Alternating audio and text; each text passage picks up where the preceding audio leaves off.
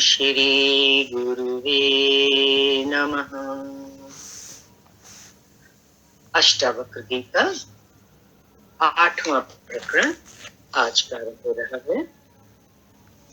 पहला सूत्र, अष्टावक्र उवाच।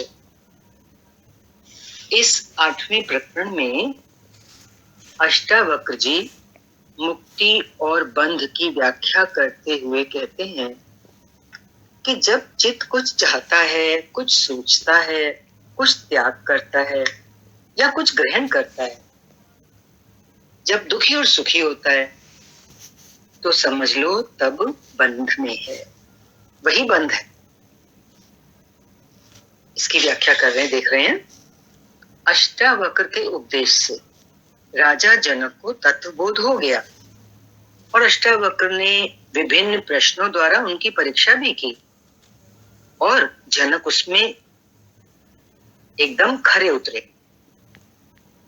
अष्टावक्र उससे संतुष्ट भी हो गए, किंतु अंतिम रूप से बंध और मुक्ति की संक्षिप्त व्याख्या थोड़े में, मुक्ति और बंध को इस प्रकरण में 4 सूत्र हैं। इस प्रकरण के इन 4 सूत्रों में सार रूप में देते हुए कहते हैं, अष्टावक्र जी कह रहे हैं, ये जनक, ये बंध कोई भौतिक नहीं है, संसार में कोई बांधा जा सकता है,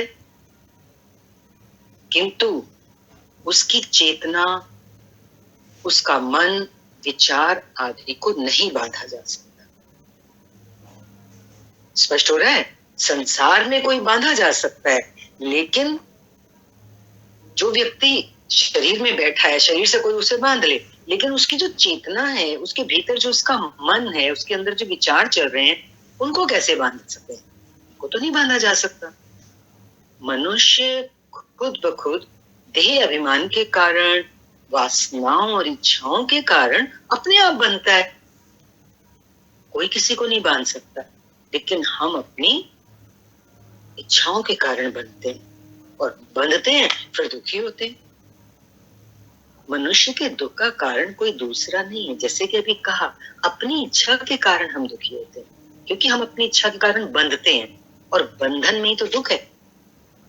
तो निष्कर्ष क्या निकला? दुख का कारण कोई दूसरा नहीं है, मनुष्य स्वयं ही है। आत्मा से भिन्न ये चित्त है,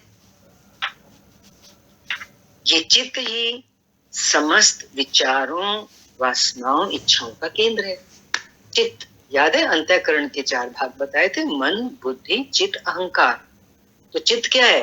चित्त है एक तरह का स्टोर हाउस, किन चीजों का? विचारों का, वासनाओं का, इच्छाओं का। तभी बोला ना, ये इन सब का केंद्र है और इन्हीं के कारण इसी से संसार भासता है, इसी के कारण दुख सुख का अनुभव होता है, क्योंकि चित्त में वो चीजें अंदर पड़ी हुई हैं जन्म जन्मांतर की। ये चित्त विषयों की इच्छा वाला होकर, क्योंकि अंदर चित्त में, चित्त बताया ना, वासनाएं और इच्छाएं स्टोर्ड है, जैसे कहीं इकट्ठी करके रखी हुई हो। अब वो अंदर पड़ी हुई है तो वो चित्त क्या करेगा? विषयों की इच्छा करेगा, इच्छाओं को पूरा करने के लिए, वासनाओं को पूरा करने के लिए। ये चित्त विषयों की इच्छा वाला होकर और उसे भोगने के लिए उसकी प्राप्ति की इच्छा करता है। किसकी प्राप्ति की इच्छा करता है? विषय की प्राप्ति की इच्छा। जैसे आंख है, देखने की वासना है, कोई भी सुंदर वस्तु, अच्छी वस्तु, तो वो दृश्य उसको चाहिए जिसमें उसको सुंदरता मिले, ताकि वो उसको भोग सके। और फिर इसी इच्छा से संसार की शुरुआत हो जाती है, क्योंकि किसी भी इच्छा को पूरा करने के लिए विषय चाहिए, विषय को लाने के लिए कर्म करना पड़ता है, और कर्म से फिर हमारे संसार का जाल फैलता ही चला जाता है। और अपनी इस इच्छा को पूरा करने के लिए वो संघर्ष भी करता है। कोई चीज उसको पानी है, दूसरा उसमें बाधा बनेगा, तो क्या होगा? संघर्ष होगा ना उसके साथ, सामने वाले के साथ।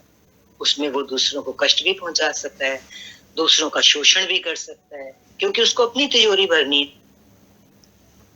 इसलिए वो हिंसा, हत्या भी कर रहा है। अनेक प्रकार के अच्छे व बुरे कार्य करता है। ज्यों ज्यों उसे प्राप्त होता जाता है, अब वो अच्छे बुरे कार्य करके अपनी तिजोरी भी भर रहा है, अपने सुखों को भी इकट्ठा कर रहा है, भोगों को भी भोग रहा है, लेकिन जितना जितना उसको मिल रहा है, आप देखिए इसमें क्या चीज कष्टदायक है, ध्यान देने की क्या चीज है, वो है कि लोभ बढ़ता है। कहते ना कि 99 का चक्कर, 99 हो गए तो 100 कैसे हो, तो लोभ बढ़ गया ना, और तृष्णा बढ़ती जाती है। और जितना जितना लोभ और तृष्णा बढ़ती है, मनुष्य इकट्ठा करता है, तो जो चीज हमारे पास आप देखो संग्रहित है, इकट्ठी है, उसके प्रति मोह भी तो हो जाता है। ये मेरी है, ये मेरा है, ये मुझसे छूट ना जाए, ये मोह, अटैचमेंट। और इस प्रकार से मनुष्य के चारों तरफ एक पूरा जाल तैयार हो जाता है। जब उसे प्राप्त होता है कोई चीज, वो प्राप्त करने के संघर्ष में उसने सफलता प्राप्त करी और कुछ प्राप्त कर लिया, तो क्या होता है, तो उसको खुशी होती है, बड़ा हर्ष होता है। और अगर उसने संघर्ष किया कुछ प्राप्त करने के लिए और प्राप्त नहीं हुआ, तो दुख होता है। इस प्रकार वो सुख दुख का अनुभव करता है। प्राप्त नहीं होने पर या कहो बाधा आने पर कोई उसको रुकावट डाले, जो चीज वो पाना चाहता है उसमें, तो वो क्रोधित भी होता है। इस प्रकार जब चित्त इच्छा करता है, वासनाग्रस्त होता है, तब भी वो कुछ चाहता है, सोचता है, या कहो त्यागता है या ग्रहण करता है। और इसी चाहने, सोचने, त्यागने और ग्रहण करने की प्रक्रिया में ही उसे सुख दुख होता है।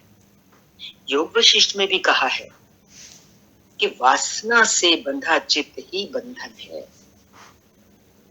बंधन की परिभाषा बड़ी छोटी सी है, चित्त में वासनाएं हैं तो बंधन है, और अगर चित्त वासनाओं से मुक्त हो जाए तो वही मोक्ष है।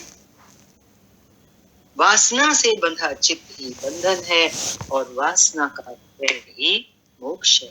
इसलिए हे राम, ये योग वशिष्ठ से उदाहरण दिया है, हे राम तू वासना का त्याग करके मोक्ष की इच्छा का भी त्याग कर दे, तब तू सुखी हो। यहाँ क्या बताई नई बात कि मोक्ष की इच्छा का भी त्याग कर। बाहर कर्म जगत है जो छोटा है, किंतु इसके पीछे एक विशाल विचार जगत है, और इसके भी पीछे सबसे विशाल जगत कौन सा है, वासनाओं का जगत। देखो ये लेयर्स समझनी है हमारे। बाहर तो कर्म जगत है जिसको वो करें बहुत छोटा है, किसकी तुलना में, हमारे विचार जगत की। देखो कर्म हम इतने नहीं करते हैं जितने हमारे अंदर विचार चलते हैं। विचार जगत के पीछे, कर्म जगत के पीछे एक विशाल विचार जगत है, और इन विचारों से भी ज्यादा बड़ा जगत, फैल विस्तृत जगत हमारे अंदर, सबसे विशाल जगत वो कह रहे हैं वासनाओं का जगत। क्यों? कि अनंत जन्मों की वासनाएं वहां इकट्ठी हुई पड़ी, और फिर उसको विशाल जगत क्यों बता रहे हैं, वासनाओं का जो जगत है, क्योंकि वासनाएं हैं तो विचार उत्पन्न होते हैं। बीज से ही शल्ला निकलेगा ना, वासना बीज है, उससे विचार उत्पन्न हुआ, और वासना जागी, विचार किया, और विचार करते ही विचारों से क्या होगा, वो कर्म में परिणत होगा।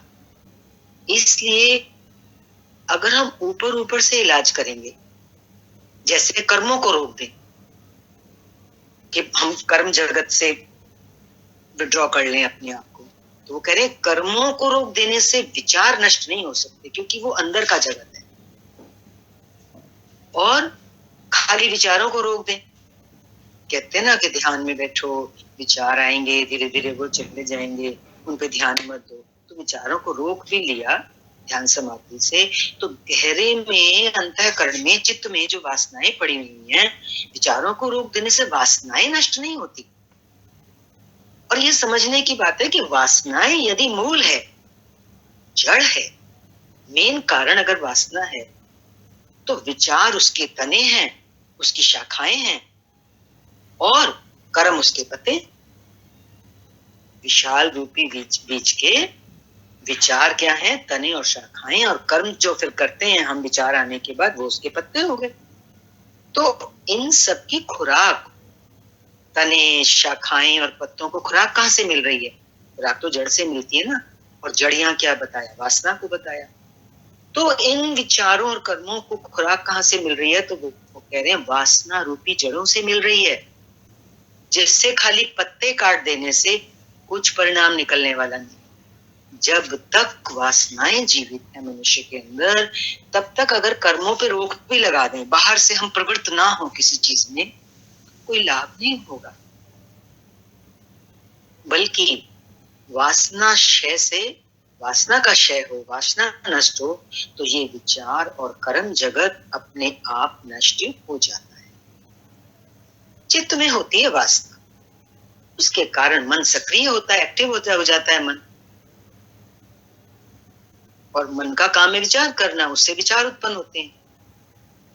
इन विचारों को नियंत्रित कौन करता है? बुद्धि करती है। वह थोड़े से विचारों को ही क्रियान्वित करने के लिए वह शरीर को आदेश देती है, तब शरीर कर्म में उतरता है। अतः कर्मों का अपना स्वतंत्र अस्तित्व नहीं है। कोई सोचे हम डायरेक्ट कर्मों में प्रवृत्त होते हैं, पीछे लिंक है। क्या? वासना के कारण मनुष्य सोचता है, चिंतन करता है, त्याग करता है, ग्रहण करता है और सुखी दुखी होता है। ये सब लक्षण हैं जो वासना के कारण पैदा होते हैं, जिनसे ये पहचाना जाता है कि अभी वासना शेष है। समझ आ रही है बात? यदि मनुष्य सोचता है, बार बार चिंतन करता रहता है बैठ के, कभी कोई त्याग करता है, किसी चीज का ग्रहण करता है, कभी सुखी महसूस करता है, कभी दुखी महसूस करता है, तो इन सब चीजों से क्या पता लग रहा है? ये तो सारे लक्षण वासना के हैं। वासना के कारण पैदा होते हैं ये सारे लक्षण जो भी बनते हैं, जिनसे ये पहचाना जाता है कि मनुष्य के अंदर अभी वासना शेष है। मन का सक्रिय होना ही बंद नहीं है, बल्कि वासना की उपस्थिति बंद है। बिल्कुल डीप में ले जा रहा है शास्त्र। वासना का होना, लेश मात्र भी वासना बची है तो वो मन को सक्रिय कर देगी, मन में विचार उठेंगे। मन का सक्रिय होना ही बंद नहीं है, मतलब विचारों का ही उठना खाली बंद नहीं है, वासना की उपस्थिति ही बंद है। वे काम, क्रोध, लोभ आदि उसके फल है। वासना है, विचार उठा तो कर्म होगा, कर्म पूरा नहीं हुआ तो क्रोध होगा, अगर कर्म पूरा हो गया तो और लोभ होगा, ये उसके फल हो गए। वासना से ही चित्त में तरंगे उठती हैं। तरंगे किसके लिए आ रहा है? विचारों के लिए। ये तरंगे ही मन है, मन मीन्स विचार, ये तरंगे ही मन है। तरंगों को सीधा रोका नहीं जा सकता, विचारों को सीधा कंट्रोल नहीं किया जा सकता, केवल वासना रूपी वायु के रुकने से ही तरंगे शांत होती है। जैसे समुद्र में लहरें उठती हैं जब हवा चलती है, अगर हवा चलनी बंद हो जाए लहरें शांत हो जाती हैं। इसी प्रकार से वो कह रहे हैं कि हम सीधा तरंगों को नहीं रोक सकते, अगर वासना समाप्त होगी तभी मन में लहरें उठनी मीन्स विचार उठने शांत होंगे। इसी प्रकार वासना क्षय से ही मन का क्षय होगा, नहीं तो नहीं होगा। अतः ना शरीर बंधन है, ना उसके कर्म, ना मन बंधन है, ना उसके विचार, बल्कि ये वासना ही बंधन है। ये वासना चाहे भोग की हो या त्याग की हो, आप वासना को भी समझ लो, खाली भोगों की ही वासना वासना नहीं है। मनुष्य कभी कुछ त्याग करना चाहता है, मैं ये सब छोड़ दूं, कहीं चला जाऊं, कुछ भी, किसी प्रकार का भी त्याग, वो भी वासना ही है। चाहे वो संसार की वासना हो या मोक्ष की हो, ग्रहण की हो या त्याग की हो, कोई फर्क नहीं पड़ता, दोनों ही बंद है। कर्म में अब बता रहे हैं इसकी डिटेल। कोई कर्म में बहुत उलझ गया, कर्म कर्म कर्म, तो वो राजनीतिज्ञ हो जाएगा। कोई विचारों में ज्यादा खो गया, उलझ गया, वो दार्शनिक हो जाएगा। किंतु जो साक्षी को उपलब्ध हो गया, वही धार्मिक है, वही मुक्त है। विचारों का जगत इन तरंगों का जगत है। दार्शनिक किसी का हिसाब लगाता है, उसे शांत समुद्र का कुछ पता नहीं होता दार्शनिक को, क्योंकि विचारों का जगत उसका जगत है, वो भी गहरे में नहीं उतरा है। और जो राजनीतिज्ञ है वो बाहरी संसार में कर्म में ही उलझा रहता है, उसे विचार जगत का भी पता नहीं होता। ये सब लेवल्स है।